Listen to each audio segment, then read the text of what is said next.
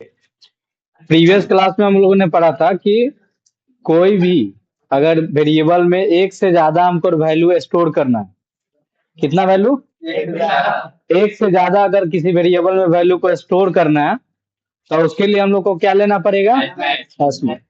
और नहीं तो मान लो कि अभी ये भी दो तरीका है ना हम लोग के पास मल्टीपल वैल्यू स्टोर करने का। अगर मान लो कि मुझे की पता नहीं है, जैसे अभी तो ये पता है कि user name, user password, email, ये तो पता है। इस टाइप का अगर चीजें होता है हैशमैप में रखेंगे, या product name, product email, product price, इस तरह करके होगा तो इसे सब पता है ना कि कौन वैल्यू क्या है, तो इसको रखेंगे हम लोग हैशमैप में। ठीक।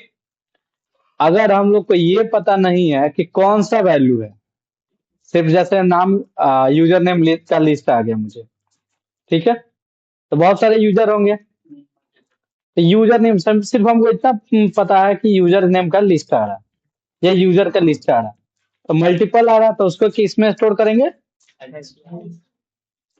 एरे में। किसमें स्टोर करेंगे, एरे में। ठीक है।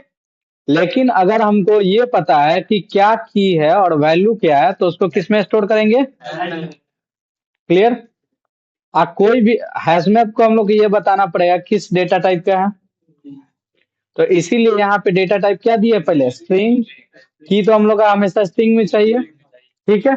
उसके बाद हम लोग को क्या चाहिए, वैल्यू, ठीक है। तो की और वैल्यू एन इसलिए दिए क्योंकि वैल्यू का भी हम लोग का स्ट्रिंग भी हो सकता है, इंटीजर भी हो सकता है, आगे चल के बुलियन भी हो सकता है, क्लियर। नेक्स्ट, इसका यूज हम लोग और आगे चल के जब एपीआई पढ़ेंगे तो उस समय भी इसका यूज मिलेगा ऑथराइजेशन पास करने में, ठीक है।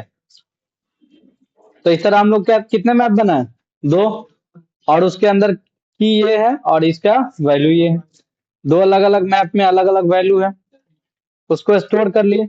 अब मल्टीपल हम लोग के पास क्या है, लिस्ट ऑफ मैप है, क्या है, लिस्ट ऑफ मैप है। तो हम लोग क्या किए हैं, उसको लिस्ट का डेटा टाइप क्या बता दिए, हैश मैप। यानी कि एक लिस्ट के अंदर हम लोग का मल्टीपल प्रोडक्ट का लिस्ट डेटा आएगा, ठीक है।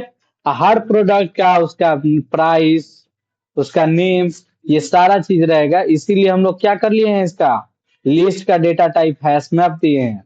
अगर सिर्फ नेम रहता हम लोग का, क्या रहता, प्रोडक्ट का सिर्फ नेम रहता तो हम लोग को इतना देने की जरूरत नहीं रहता, खाली अरे लिस्ट में यहाँ क्या दे देते, स्ट्रिंग दे देता, हम लोग का काम हो जाता। समझ में आया।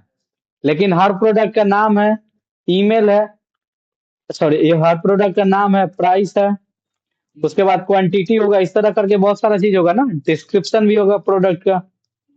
तो वो सारा चीज अगर हमको स्टोर करना है तो क्या करना पड़ेगा हमको, एरे लिस्ट का डेटा टाइप क्या बताना पड़ेगा, हैश में। अच्छा ये बताइए, एरे ऑफ क्यों लिए है, एरे लिस्ट ऑफ क्यों लिए है, हाँ, क्योंकि एरे ऑफ करेंगे, एरे ऑफ, एरे ऑफ करेंगे तो फिर हम लोग इसमें ऐड रिमूव नहीं कर सकते, एक ही लाइन में जो देंगे सो देना पड़ेगा। देखो ऐड, ऐड का काम कर रहा है हम लोग का, नहीं, तो इसीलिए हम लोग का क्या लिए, ऐड। कोई दिक्कत। और नीचे क्या किया हम लोग कि फाइंड व्यू आईडी किए हैं, एक टेक्स्ट है हम लोग का मेन एक्टिविटी डॉट एक्सएमएल के अंदर, ये एक्टिविटी अंडरस्कोर मेन के अंदर एक टेक्स्ट व्यू है हम लोग का सिंपल, और उसका आईडी दे दिए, ठीक।